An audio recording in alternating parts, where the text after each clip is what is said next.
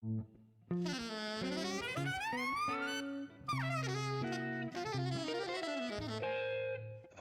Jazz.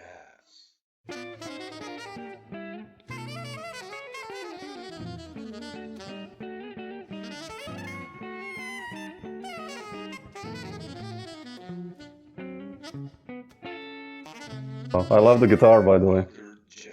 Oh, it's on loan from Roger Sadowski. Oh, beautiful. He's reissuing the Jimmy Bruno model sometime. With any luck, it'll be around Christmas time, but more likely probably in January or thereabouts. You know, Sounds beautiful. Yeah, already like this. Only it sounds beautiful. it's thicker, more like an arch top, Yeah, and there's pictures of it on his website. yeah. Cool. I'll check it out. It's beautiful. Yeah, I love that. But Jimmy, I'll just jump in. I wanted to start this talk by, the first album I bought to you was Like That and Burning when I was still a teenager and started digging into jazz and Teenager, huh? All right. and I stumbled upon those two records and I just love them. I wore them out and but I want to start our talk with you as a band leader. Can we expect in the future maybe a new album or so? What's the progress there in that department? Maybe. I'm talking to a record company right now, and it's too early to say which, but it might work out, you know. I'm 69. My next birthday is July 22nd. I'll be 70. And I don't want to be traveling around with a piece of wood. I don't mean anything against the guitar, but it just gets harder and harder to travel. Yeah. The airlines don't like it. You know, they see you come, first thing they want to try and do is they don't want to bring it on board. You know, I've tried all different ways to get it on board, and I found a foolproof one so far. Yeah. I tell them that I need wheelchair service. Ah, wow. Okay, that's a trick.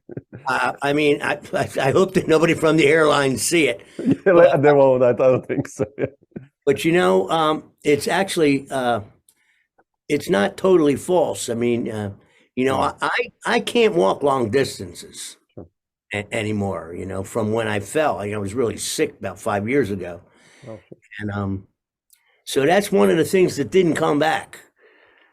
You know that, and I'm old. Yeah, sure. You know, so sure. And I have a disability thing to park and a card in my, so they don't seem to want to take a guitar from somebody who they think is crippled.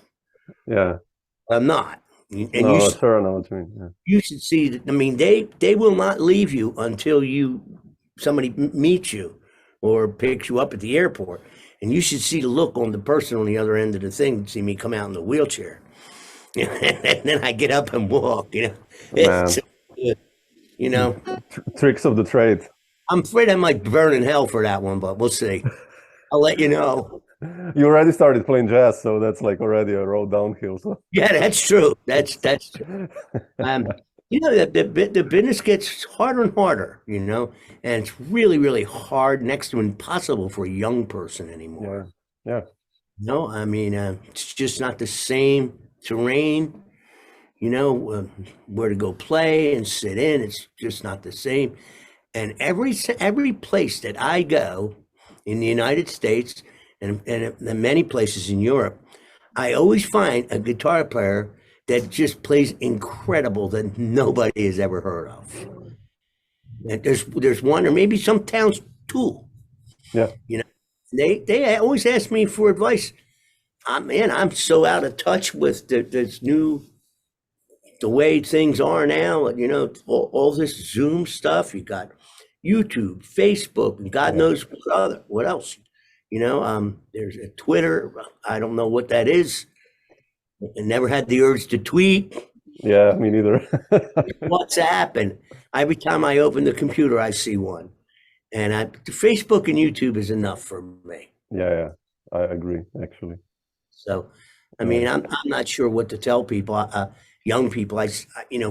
Somebody once told me, it was actually Carl Jefferson of Concord Records. I got to know him pretty well. He says, out of all those tapes that you get every day, when I met him, it was like a giant box, like a refrigerator box, full of tapes, cassettes, and things. Yeah. I says, why would you pick me? And he says, well, you could do something better than anybody else I've heard. If you to tell a young person, you have to do something on the guitar that nobody can do as good as you. And what that is, I'm not real sure what it is. You didn't ask him afterwards? Well, he really couldn't put it in words. He just said there was something very striking about my playing. He said it was full of fire and enthusiasm. And it was then. Yeah. It really was then. Not so much now. No, but yeah, I love those records, like I said, when we started, still, if you put them on, it's like, man, it's burning. It's actually burning. So it's having a lot of technique is it's nice to have, but it's also kind of can be a thorn in your side. They always wanted to see me play something really fast, and I got tired of it. Oh, sure. Yeah. After a while, it just becomes meaningless, and you get burned out on the road doing that too, my favorite thing to do is play something slow. Yeah. Something with contrapuntal lines and change the harmony and, different things. And now my interest is, I can still go. Oh, sure. Yeah. But I already played that. Yeah, exactly. 2 minutes. Yeah, exactly. You get tired of ever happened to you? You get tired of hearing yourself play. I do. How do you solve that on a So, tour? If you have, let's what's say, that? how do you solve that on a tour? Let's say if you have 10 gigs in a row, or how did you deal with these issues, or still do I'll play. I'll start with a blues or something, maybe a fast one, get it out of the way. Then I'll play some medium tempo things, and then I'll stop and play. I like to do maybe 10, 15 minutes of solo guitar. Yeah. I enjoy that more than anything. Yeah, I love that record you did. That's very, a beautiful one. Yeah. Very unpredictable what'll happen when you do it live. Sometimes it stinks. So say you box yourself up trying to go for something and it don't come out. But I like that. Yeah, I enjoy that more, and I never write them out. I try not to play them the same way. Nothing's pre-planned. None of it's written down. I always get, hey, can you send me that transcription?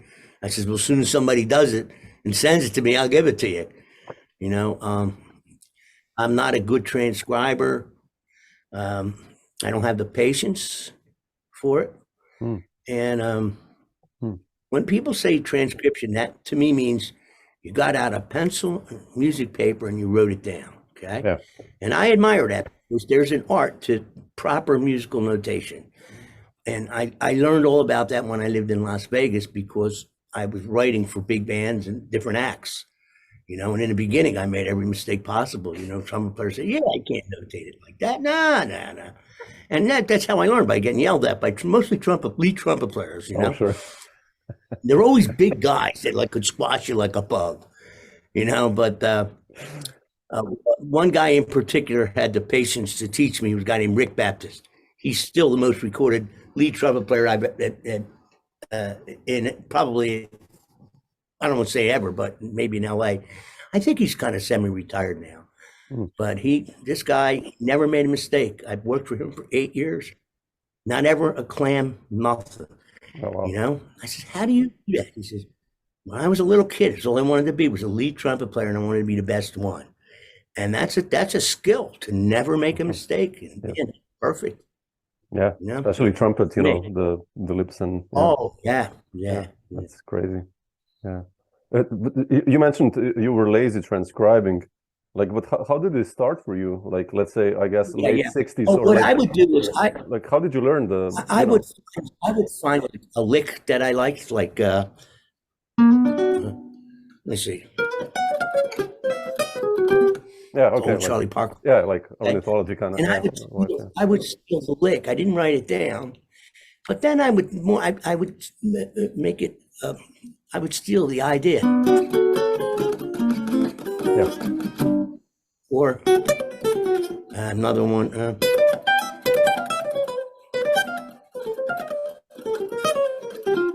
It's based on the same kind of Yeah. chords.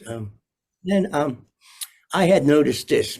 I think it was a Wes Montgomery track. The chord might have been an F7, and he used to play this, something like that. And I remembered it by, oh, it's whatever the seventh of the chord is. He built an arpeggio from it. Yeah. And it does. Sounds beautiful, you know? Yeah. So then I started to go, what happens if I do it from the root, the third, the fifth, the seventh, the ninth, the 11th, augmented 11th, 13th, and got a whole new vocabulary of sounds, you know? Amazing. And then the 5 notes that aren't in the pitch collection, you know, like there's 5 notes there that aren't in the chord. F, A flat, B, C sharp. I can even use it. Yeah. There's a Charlie Parker lick.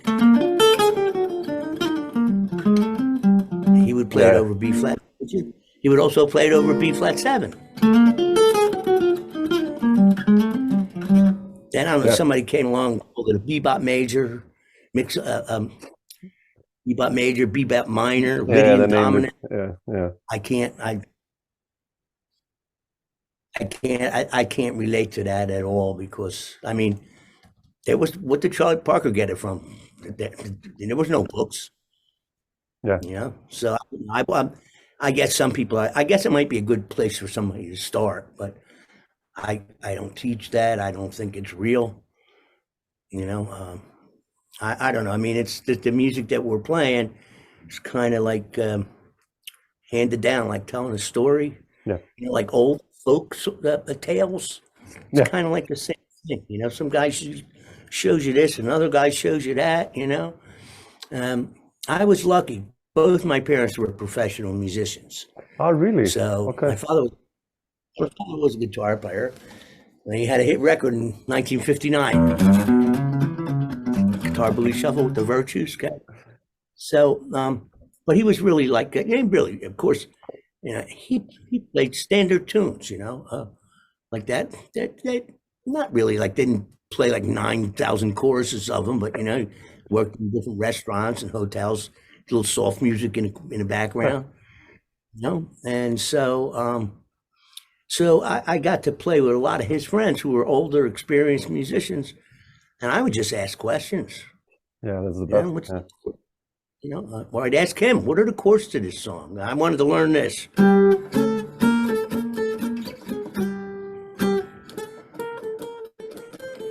Yeah. So I would just ask him, you know, and he would show me how he played it. And in the beginning, I just played by rote. You know, I didn't know what I was doing. That first tone I learned.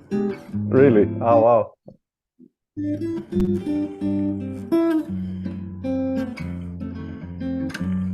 How did you learn? I couldn't even tell you. How did you learn to deal with the bridge on that one? Oh, well, by rote.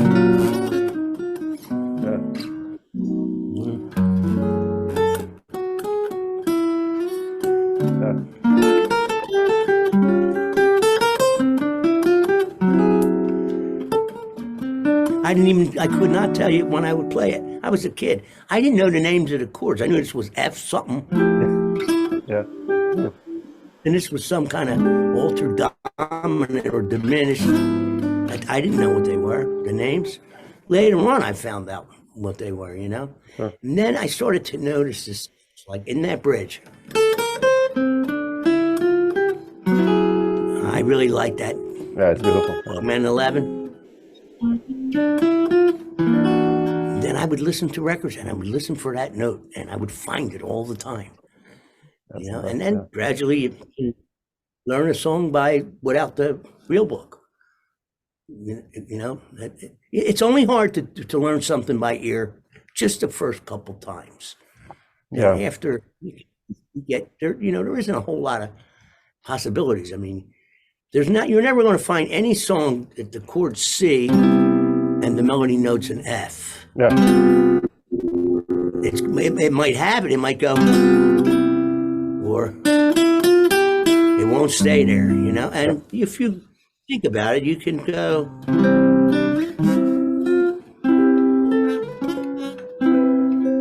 Find each melody note has a little different sound, color to it, To me, it was it felt a certain way. Like I don't know. There's something about it makes me feel a certain way. Yeah, sure, definitely. Yeah. And then I would always get it from, I used to have a way to teach somebody what that dominant 7 sound is. And I used to use, but I can't use it anymore because young kids, they don't know it. Take the last train to Clarksville. Yeah, sure. Yeah, I love that one. But now I don't do that. So now they know this one, though. It's some Michael Jackson tune. That's the dominant 7. Anytime you know it's a dominant 7. Yeah. So I only kind of like the way I learned it. But like I guess on the street, not, and I never went to music school or taught in a bunch of them, but never went to them. That's how I found out about modes, and you have to teach it. And boy, I really didn't feel comfortable doing that either because it wasn't the way I learned. And I don't know. That's a whole another. No, but like the ear, what you said, I think that's the most important. Like that's how you memorize the tune, like forever. I think. Like. Well, I noticed that if it's something that I learned by ear, I'll remember it forever. Yeah. But if it's something, sometimes there's some heads that I would have to like really sit down with a record, or then if I couldn't get it, like really fast things, I'd go try and find the music, And those are, boy, I don't remember them as easily. Yeah, sure. There was one that I used to play a lot, but I forgot the bridge.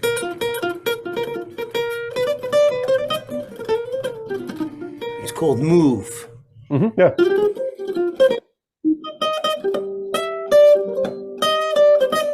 It drove me nuts. I could not remember the bridge. So I dug up, I learned it from a Hank Garland record. Jazz Winds from a New Direction. He was a country player. Yeah, Garland, yeah. And he made this in the 60s. And that's where I learned it, what was from him. I had to dig out the records. I could not remember the bridge. But of course, things like this. I learned that's easy to remember because it took me hours and hours to learn it, to find a good place to play it on the guitar. Yeah. Every guitar player I see has a different way to finger it. Still sounds good. Yeah, it's funny, right? It's amazing. Yeah, well, I had this conversation with the best thing for me about when I moved from Las Vegas to LA is I got to meet like Tommy Tedesco, a lot of these studio players, and Joe Pass lived out there, Herb Ellis, And I was talking to Joe Pass about this one afternoon in his house, and he says, "Hey, Jimmy," he says, "nobody can hear your fingering." He says, "Doesn't matter what finger, there's no wrong finger, nobody can hear it, And then he would say about, I would ask him about, this scale or that scale like that. He says, "You know what, Jimmy, you're right." He says, "Next CD I'm going to make, I'm just going to play scales." He was real sarcastic. He says, "I'm going to play any juice, just going to play scales. And I'll let you know how many records I sell." Yeah. That's amazing. The real soul guy. He was very a gentle guy. He always came off a little, hard-assed, but inside he wasn't. Did you guys ever play together like gigs also? Or? Many times. We just never didn't record together, but many times, that's a shame, man. He's just incredible to play with. I mean, geez, he was playing without a pick when I met him, Oh, yeah. And Tom Tedesco used to like break his balls and say, "Here, Jimmy, show. You think you got chops? Joe, play him something like that," you know. And I'll tell you, he'd pick up a guitar and he can do it. Still, he says, I chose not to play like that anymore, you know. But he could still. I mean, geez, man, he and him played Cherokee one time at a restaurant that Tommy Tedesco was playing in an Italian restaurant. I'll tell you, man, he just smoked every guitar player that came up and played. Oh, sure. I mean, geez, he just played so good, you know. And I got to meet everybody that I ever wanted to meet. I even got to meet Hank Garland. Really? Oh, wow. Yeah. I had a friend. He's still my friend. I just spoke to him the other day. Barry Green. He's a guitar player in Jacksonville, Florida. I was doing a lot of teaching down there. And he knew Hank, and he called me down there to do a clinic at the school, and I did. And he surprised me when Hank Garland was sitting right there, you know? That's amazing. Oh, yeah. Tal Farlow, I played with him his 75th birthday. Wow. Herb Ellis. Not Barney Kessel, though, because he was sick Yeah. by the time I met him. Pat Martino, of course, Sure. being from Philly. I mean, just about everybody I wanted to meet, you know? Yeah. And everybody, not one of these guys ever told me about like an E Phrygian. Oh, sure. Yeah. You know, Pat Martino had a way of visualizing this. Tal Farlow had a different way. Tal Farlow called these boxes. Yeah. You know, I was asking him how he learned to play. He said, I don't really know how I learned to play. He says, but this is like a D minor 7 box, and I can play. I know what notes are going to sound good around here. Oh. Joe Pass called them grips. Yeah. That's typical Joe Pass. Yeah, it's like listening to him. This line.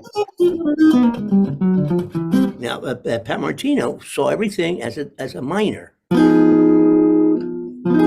used to say, Jimmy, take your F away. You got A flat minor. So he says, I'll play some A flat minor. And in his voice, A flat minor activity, Jimmy. Boy, I really miss him, boy. Yeah. You know, I can't believe that he's not here anymore. What a character. Yeah. You know, the philosopher of music and life, you know. And that's what he saw. It was very visual to him, the guitar. Every guitar player that I met that I liked, it's always some kind of visual thing. Visual thing, yeah, interesting, yeah. It's like a roadmap. And if you think about it, you know, if you think about it, when you first pick up a guitar, I mean, the first thing you learn is... So that makes a little picture, and then same picture, go up. I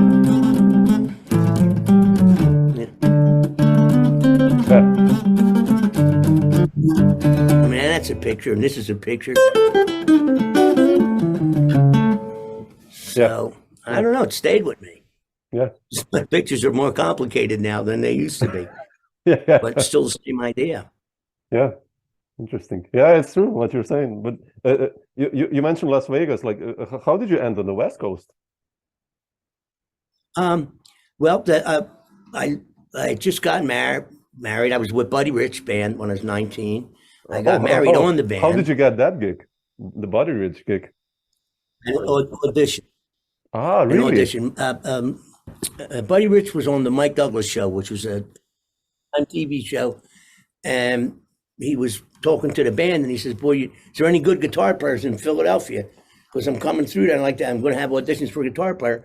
And a guy named Vince Trombetta, a saxophone player who was on the show, gave him my name. Oh, and so I went to this audition, and I kind of had a little bit of an edge because the road manager knew I was going to be there, and he came over to me, said, "Are you Jimmy Bruno?" I says, "Yeah." You know, he says, "Okay, yeah, buddy's waiting for you." You know, and in the meantime, there might have been, 20, 30 guys standing around in a room like where somebody gets married with guitars with their chords, you know? And then I'd see them go up, and within 4 bars, he's throwing sticks at them, get off, and foul language. And so I started to leave. My father took me. I didn't even have a driver's license. I did have a driver's license, but he took me there. Anyway, so I says, "Well, I'm leaving." And the road manager, a guy named Charlie Lake, says to me, "Where are you going?" And I says, "Well, I'm not going to get up there and have him throw sticks at me. I'm too scared. I'm going." He says, "Okay, well, you're going to go next." and I played. He called Channel One Suite and some of his other things, and so I had a record of his, Buddy Rich, and Channel One Suite was on it. I couldn't read that. I knew it. So that's what he called. So he thought that I could really great reader and stuff. And he says, "Get your hired kid. Get him a jacket and tie and see on the bus tonight." And I did that for a year. Wow, man. You know, and so then I moved back to Philly. And of course, I wanted to play jazz. And the last year before I moved to Las Vegas, playing jazz, I made $3,000. That was it. You know, for a whole year. But, you know, I got to tell you, in those days, boy, I was really into playing avant-garde, like really like strange music. Really? You know? And, yeah, I just wanted to play, I guess abstract or avant-garde things. You know, it was kind of like the thing to do those days, I think. See, it would be in the 70s, beginning in the 70s, you know. A little bit of mysticism, you know, and so, but, you know, I didn't realize, nobody told me that you don't make any money doing that. You can't make a living playing, but, you know, I mean, jazz audience is small anyway, and now you're going to play, and so I moved to Las Vegas. I had a friend, a very good guitar player out there named Joe Lano, that I knew. He was from Philly, and I called him, I said it was coming out, you know, and he says, well, I'll help you as much as I can. And he did. He introduced me to different people, and, you know, and called this guy, etc. And I gradually broke in there and you know, wound up being pretty successful there. You know, a lot of work. Yeah. And then I got tired of that. Moved to Los Angeles, you know, and called up Tommy Tedesco, and he was good enough to take me under his wing, you know. How did you make that connection? You just like called him out of the blue, or like? I just called. I called the Los Angeles Musicians Union. I says I want to get in touch with Tommy Tedesco, and they said sure. And they gave me his answering service number because everybody had an answering service. And the lady says, what's your name? Jimmy Bruno. Is this regarding work? And I said, yeah. And here's my phone number. And I went to work that night in Vegas. And the next, when I came home, my wife left me a note. Says, some guy from LA called Tommy Tedesco, called you back. Here's his phone number, call him back. So I called him back, and I said, Tommy Tedesco. Yeah, it's Jimmy Bruno. He says, who is Jimmy Bruno? I says, it's me. He says, well, I never heard of you. He says, you mentioned something about work, regarding work. I says, yeah, work for me. Maybe you could help me get a job out there. And he thought that was funny. And he says, well, let me know when you get here and call me. And you can meet me at one of the studios. And he took me around you know, and watch and see what he did, you know. Pretty amazing, way different than what I was used to doing, you know. And it's very nerve wracking for me. It was, you know, they would run the queue, you know, and we're talking small bars, 10 bars here, 15 bars here, you know, and sometimes in a huge orchestra sometimes, and you know you play, but you never know what we're going to play. But you know, if I was always worried I wouldn't be able to read it, you know, and sometimes, boy, it was, you know, very nerve-wracking for me. You know, I was scared a little bit, you know. I never felt comfortable doing it, you know. Yeah. And so I quit playing. I moved back to Philadelphia and got involved with a bar restaurant, managing it. Oh, really? Bit of it. Oh, wow. Yeah, I didn't play for 2 years. Really? I didn't know guitar. that. I didn't even have a guitar. Oh, shit. Yeah, and the two young kids, I don't know how they heard of me, but they did, and they came by the bar one night, and they weren't even old enough to be in there. And says, you know, you're a jazz player from Philly. I says, oh yeah, that's a long, long time ago. He says, well, you know, I play bass and I play drums. You want to play? And, you know, maybe we'll play over here. And these two kids got me back into playing guitar. You know? Wow. Okay. Interesting. Didn't know that. So that's how you basically became a leader also at that time, right? Sleight of Hand and all those records. Yep. Wow. being in like a restaurant bar business, you meet other people that are like that. So I met a guy named Jack Prince. He owned a place that had jazz in Center City called JJ's Grotto. And I was playing there every Wednesday and every Saturday night with a trio.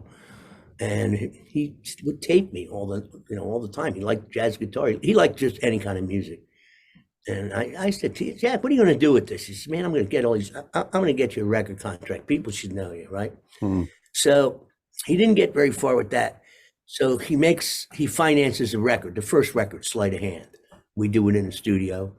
And he paid for it. And then he sent out 3 tunes from that to Concord Records. And it's a long story. He finally got somebody there to listen to it. And they called me back and got signed to make that record. They bought that record and 2 more. And then I can't remember how many I did, maybe 10, 11, 12, I'm not sure. That's how that whole thing got started, totally by accident. You know, otherwise I'd be that guy in the town in Abington that nobody knows who he is. That's incredible. You know? Wow, that's incredible. Yeah. I mean, now I don't even know where they mark. Where would you market a CD now? Yeah, on your website? I don't know. Yeah, like you have some of these Bandcamp and some sites. Yeah, it's how do you get airplay? Airplay, I believe, is still important. I mean, I still buy records if I hear something on the radio. Yeah. You know, I'll go. Could also download it. Yeah, another way. That's another option. But it's it's a bizarre time for the industry. Like, you know, I had a 2-week tour now in Europe in October, and we played like Germany, Austria, and Italy, and Slovenia, and like mostly people above 60 bought CDs. And because the younger people don't have CD players anywhere anymore, you know, I still have it. But no, they don't. So what's the future? iPad. Yeah. So Spotify. And there's so many music apps. Yeah. Apple Music. Oh, it just goes on and on and on. Yeah. But I just don't know how the record company gets paid from those outlets. I don't understand how that works. Yeah, that's why I think for the industry it's now, it's not good. Now I am talking to another label, and I asked him, I says, where are you going to sell this? You know, there's no more Tower Records. He says, well, I have a following of people that know who I have for artists. Yeah. And they're mostly older. They'll buy him. He says, and then all the young stream it. Yeah. And he's got licensing agreements with different streaming outlets. And he says, I still get my money back, and then a little bit more. Yeah. But it's probably not as it was. That's the way it always is. Yeah. No, not nearly anywhere like that, you know. Yeah. It's I don't know where it will go. I mean, like this, especially the gigs. You know, I mean, I understand the concept of streaming from home, but let's say you finish a gig, like you sell CDs, right? That's your card. But like, let's say, you know, it's scary. You know, a lot of venues in New York are doing this. They're recording the performances. I've heard of that, yeah. And like there's one place that I was playing regularly. It's just a little too far for me to go every Wednesday. Birdland, Frank Vignolo's guitar night. Yeah. Well, they did. It used to. I think it still does. It still streams that Wednesday night at 8:30. Still there. And then, you know, they got smart. It's actually now, it's recorded too. Everybody has their own track, you know, and that they've really upgraded their system, what they do, and they actually can, if they want to, actually produce.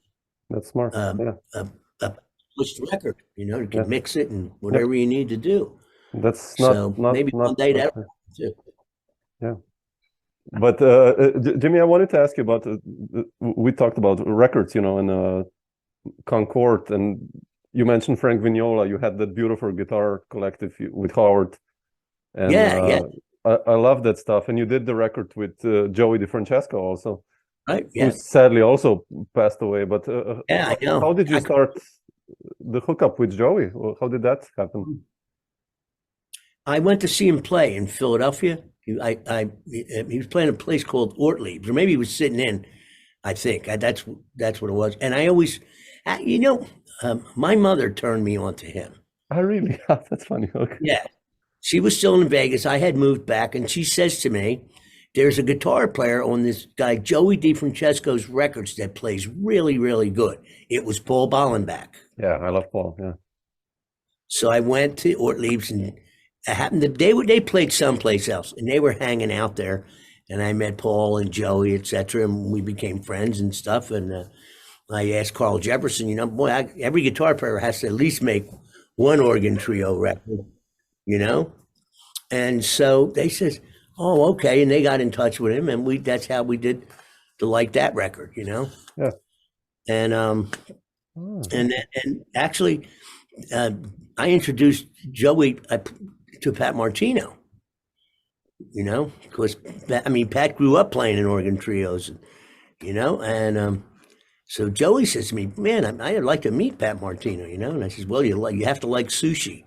He says, "I hate sushi." I says, "Well, he loves sushi, and now I'll call him and say we'll meet for sushi," and that's how they met, and and that's how they partnered up for a while. They made a bunch of records together, Interesting. Pat was a very interesting guy, very old school, he liked, I was playing with this young bass player. No, first it started with a drummer. He came to see me play in Philly, in a place called Chris's, which is still there, but different owner. And he heard a bass player, and he asked me, he says, "Hey, Jimmy, would you mind if I steal him? I like the way he plays. I want to see if he wants to go on the road with me." I says, "Pat, you don't need my permission." He says, "Oh, no, Jimmy, that's the right thing to do, man. You don't steal other guys' musicians." Oh, wow. Wow. I thought, sure, I'm going to stand in that young kid's way. He, was it Jeff Pedras, I think was his name, and a drummer that I was using, and he the same thing. He asked the same question, I thought that was, man, that's real old school. They need to bring that stuff back, a real gentleman. And I was happy to see those guys go. Sure. It was good for their career. Pat had it, so it's just amazing, how, you hear sometimes these awful stories about the musicians, and it's not everybody is cutthroat like that, but there still is a lot of them out there. Still is. Sure. I'm glad I'm old. That I don't have to deal with that anymore.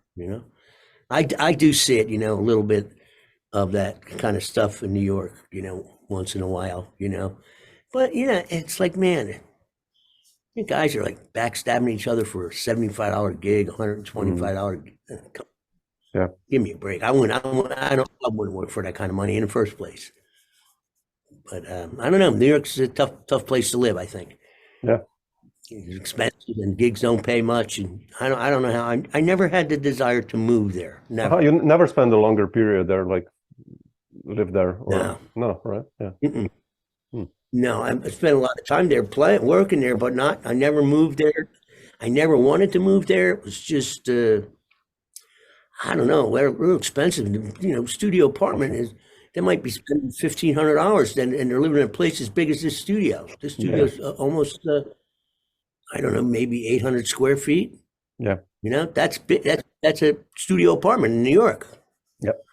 I can't do that. I got 2 kids and stuff, and they're all grown now, but I couldn't do that. I often wonder. I know a couple guitar players in New York, and they have kids, and they say, how do you send them to school?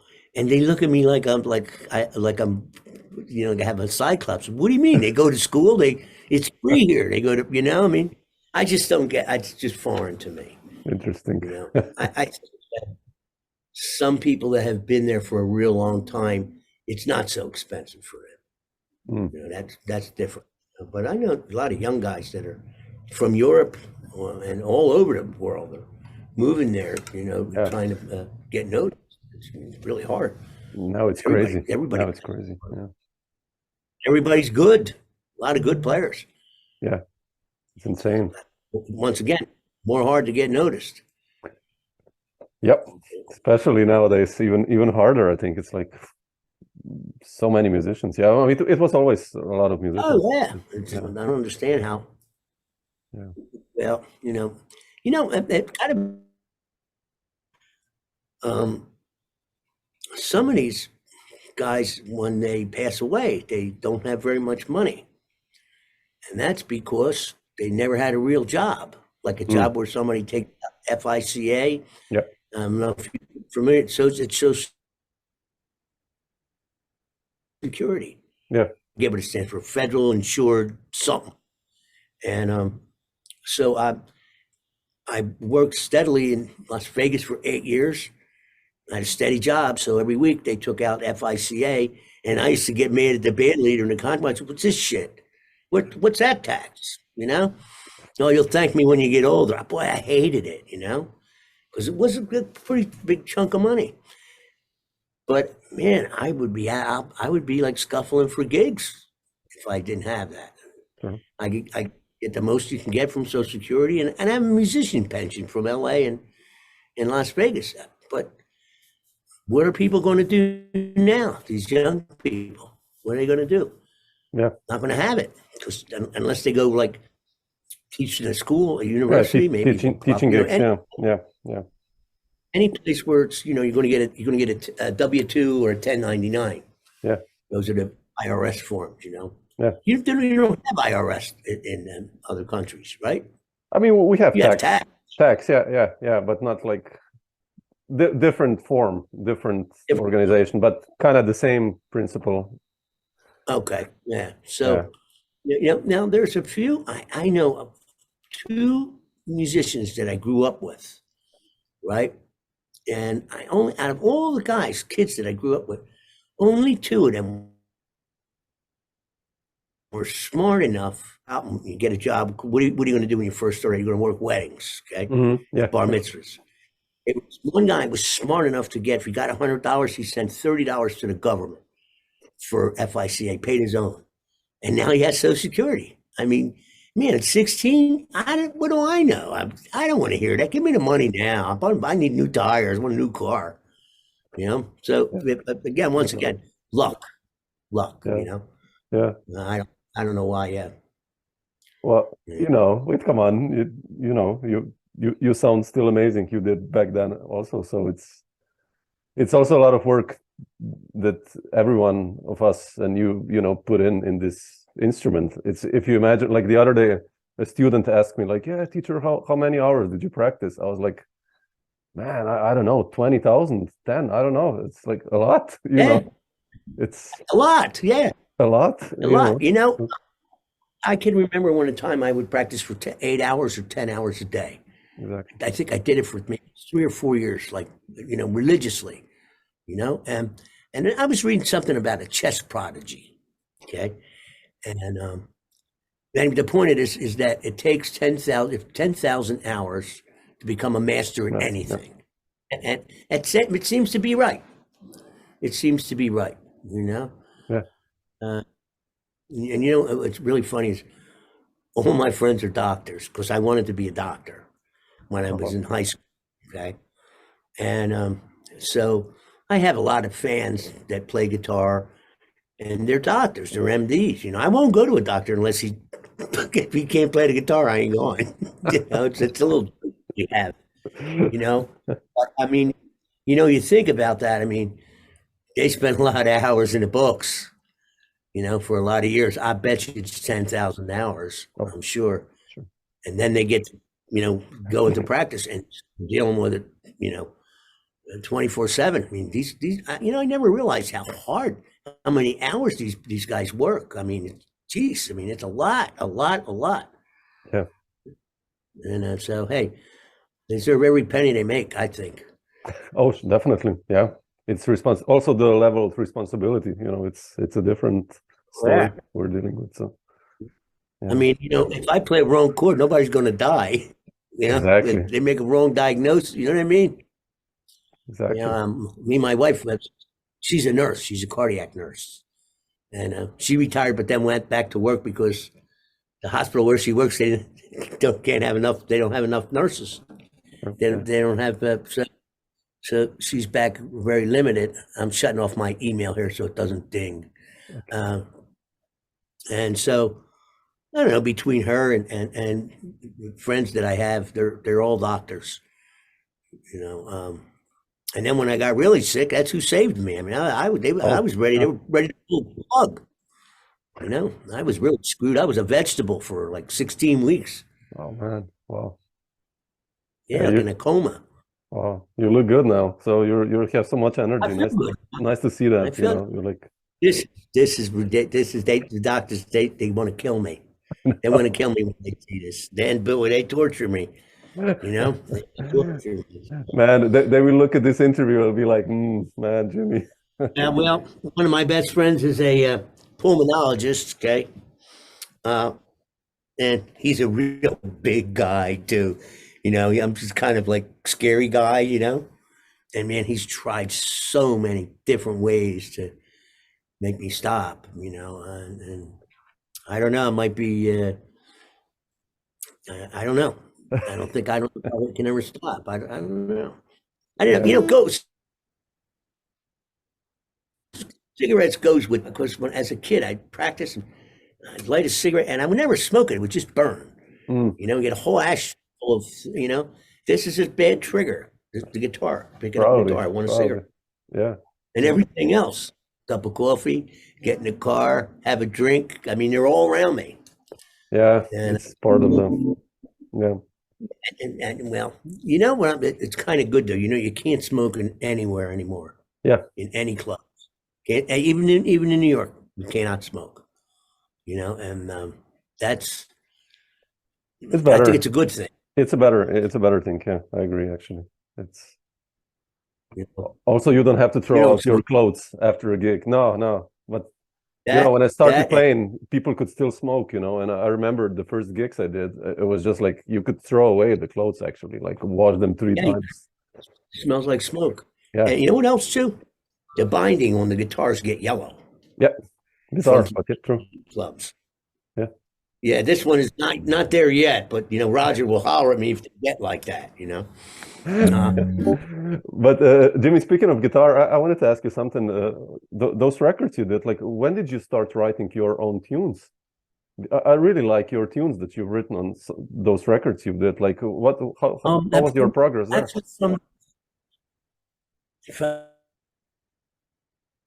I would, you know, I wanted to. They wanted, in the beginning, they didn't. The Concord record, I had already recorded that record. Okay, so that was done. But there is one.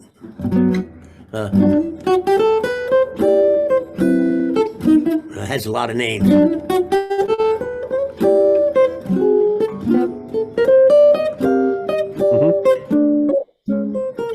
Like a 3/4, yeah. Yeah, I forget. Waltz for Children, it might be called. Yeah. I think that's the only original on there. I'm not real sure. And I wanted to, you know, do some. I noticed that Pat Martino almost wrote all original tunes. Very seldom did he play, you know. And he would tell me, "Yeah, no, Jimmy, you should write some stuff," you know. And so I always did, you know. You know, people will pick up a CD. Now, this is in the days when there were Tower Records, okay? And, you know, by the third CD, a lot of people don't know who I am, but they'll buy the record if they pick it up and they'll say, "Oh, Misty," or "Oh, I like that song." Yeah. You know?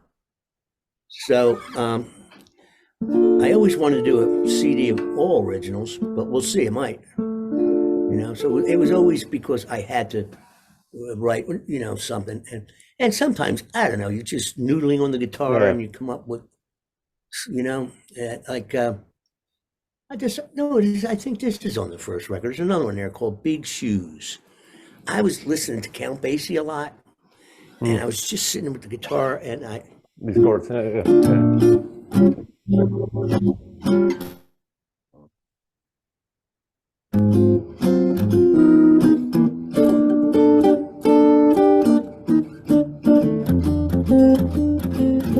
It's the same chords as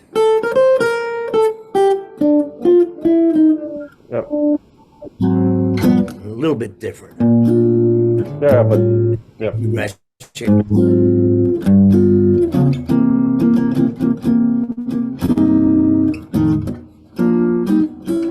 The bridge.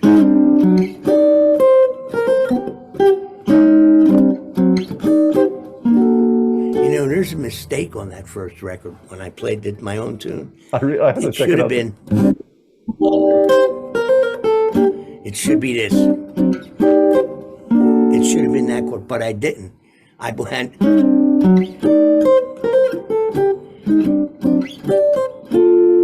Oh, okay.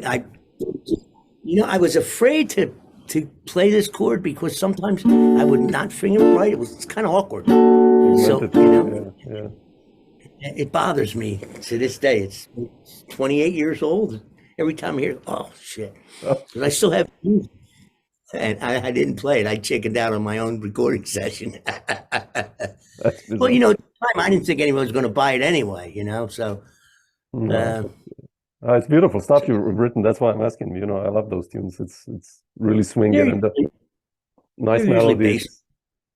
They're usually based on some tune I might hear, a progression that I like.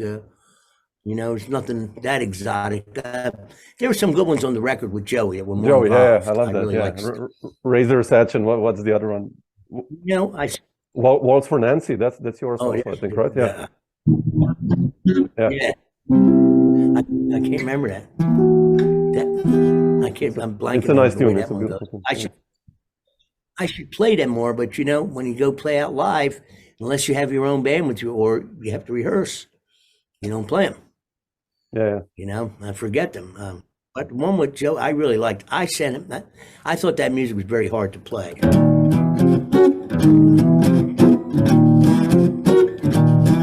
And I wrote him out all these parts, and I sent him to him in a brown envelope. He was on the road, and I says, make sure you get a chance, open the music. Don't just show up, right? So the session was at 11 o'clock. And I says, did you look at the music?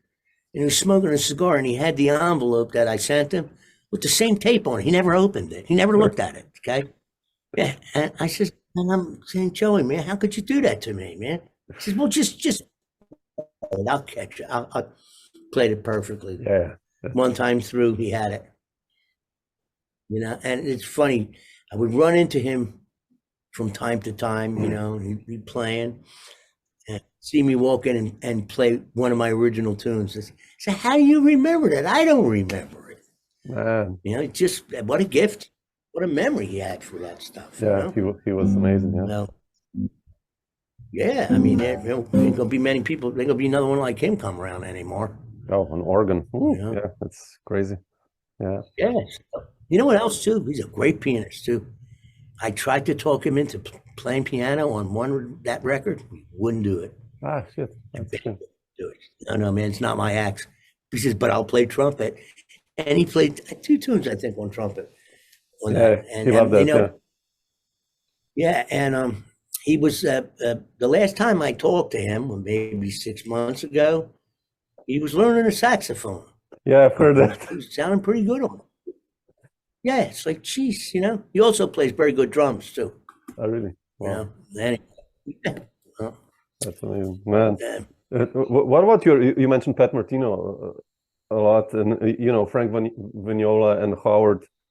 I love how you played with, I haven't heard you with Pat, unfortunately, or with Joe, it's never out. But like recordings of. Yeah. Like, how did you, with other guitarists, you seem to blend so well, part of that Concord Jazz Guitar Collective. How did you learn to get out of the way, or what's your thinking there when you play with 2 guitarists? By not playing. Yeah. That was, we rehearsed a lot for that record. You did? Frank Okay. and Howard. Okay. Yeah, and we made some. If I remember correctly, we made some little cassette things, see what they would sound like. A lot of it was written out. Howard did a lot of writing. I did. Oh, Frank really? wrote some stuff too. And we rehearsed that, the heads were fine, but the comping, when somebody else was soloing, the first couple times we listened to it back and we went, wow, this stinks. This is terrible. It sounds like a train wreck. So we, okay, when you're soloing, I can't remember how we were set up in the recording studio, but if Howard was soloing, I would comp. If I was soloing, like that. Otherwise, makes sense. Yeah. And Howard was playing 7-string, and I was playing 7-string at the time too. So some tunes he would play he would play bass lines on the ones where there's no rhythm section. I think there's a couple. There's a record I made with just me and Howard too, called Full Circle. Really? Oh shit! I have to check this one out. I don't have this one. Okay, I'll try to find it. Double album. First record that Concord Records put out. It was with Joe Pass and Herb Ellis on one CD, and the other CD was me and Howard Alden. That was his last record before he died that he produced, Carl Jefferson. Yeah. But the way they were released, okay, that was supposed to be the next one. And when Frank had just got signed, and he got this idea of doing the great guitars like Barney Kessel and stuff like that, and that was recorded afterwards. After me and Howard recorded, but it was released first, and then the one Howard and I came out. I have to write it down actually to find this one. It was Full Circle. I think you can still get. I hope you can. It's a good record. That was easy. I listened to it on streaming. So, but yeah, super. And Howard plays.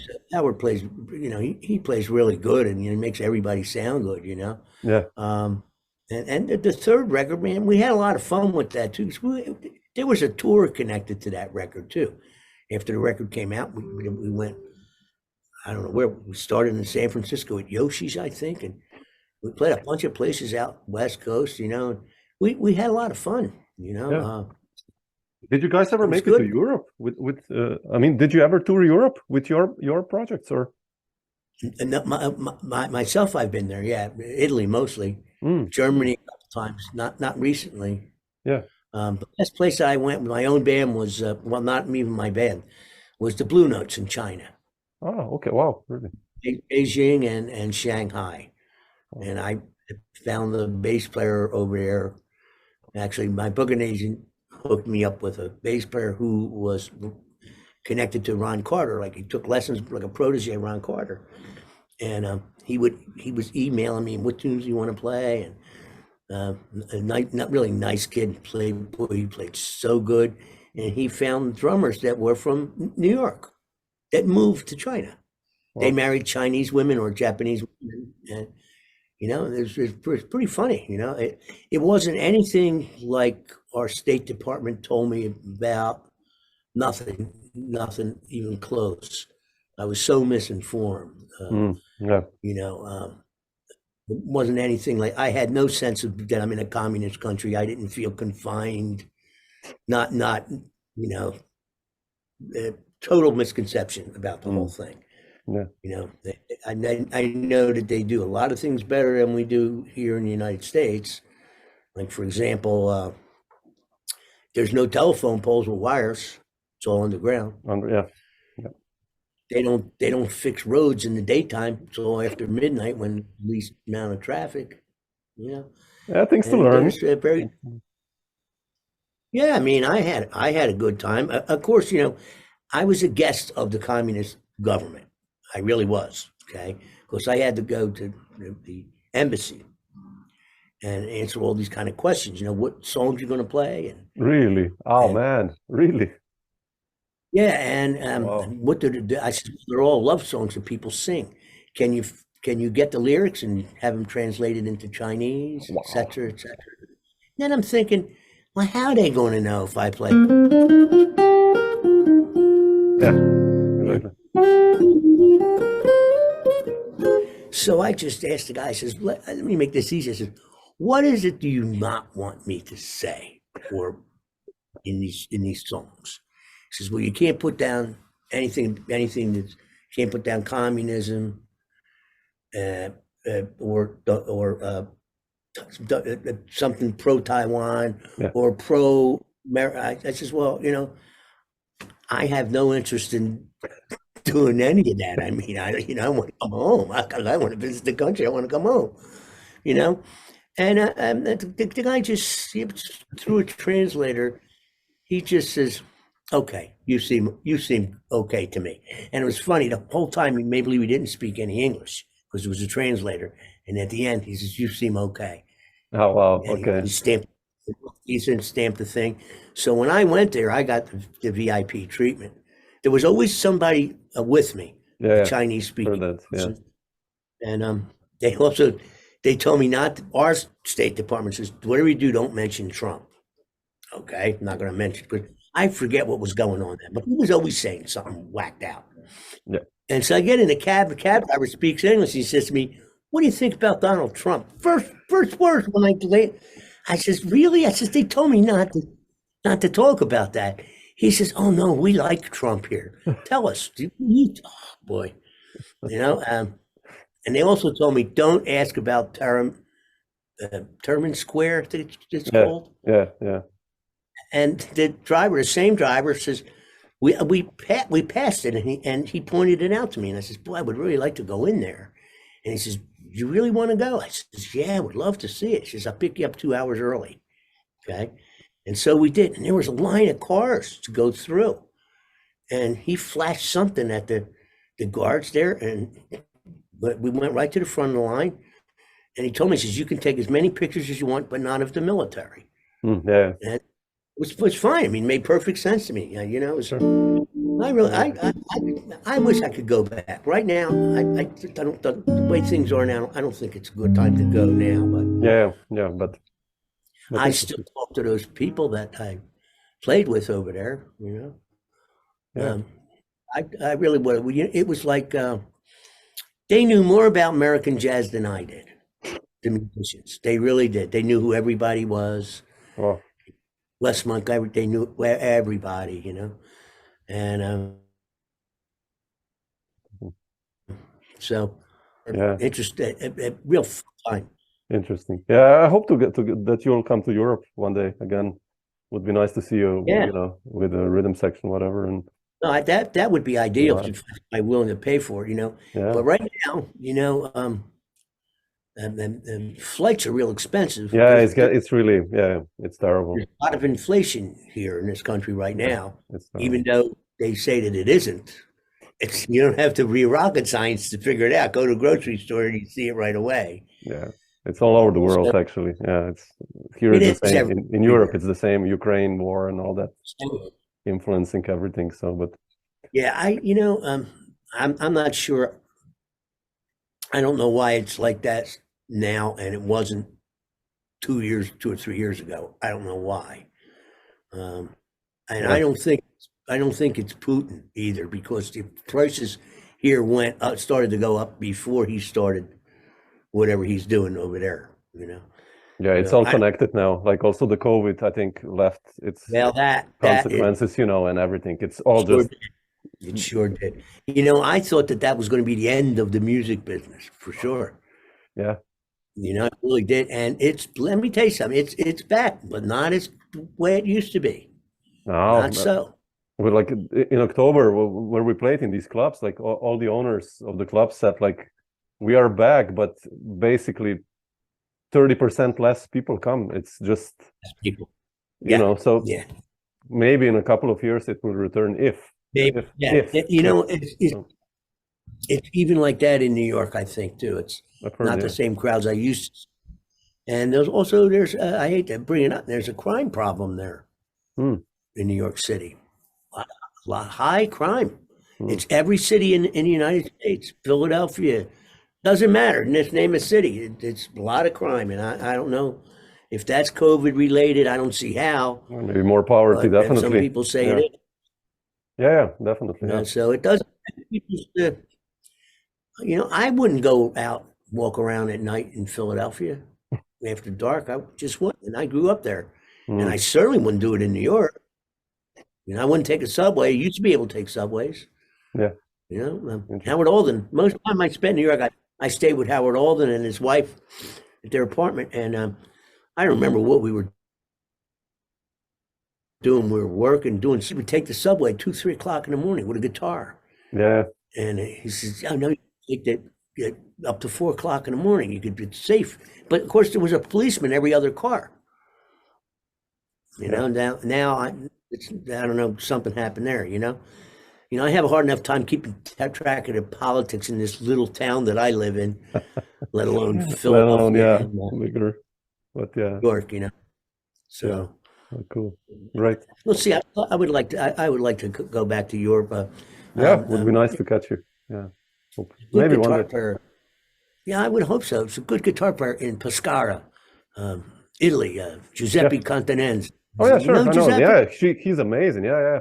He's amazing. Yeah, he would be at least once or twice a year. So we're talking about that now too. It's just hard to get the venues and the money.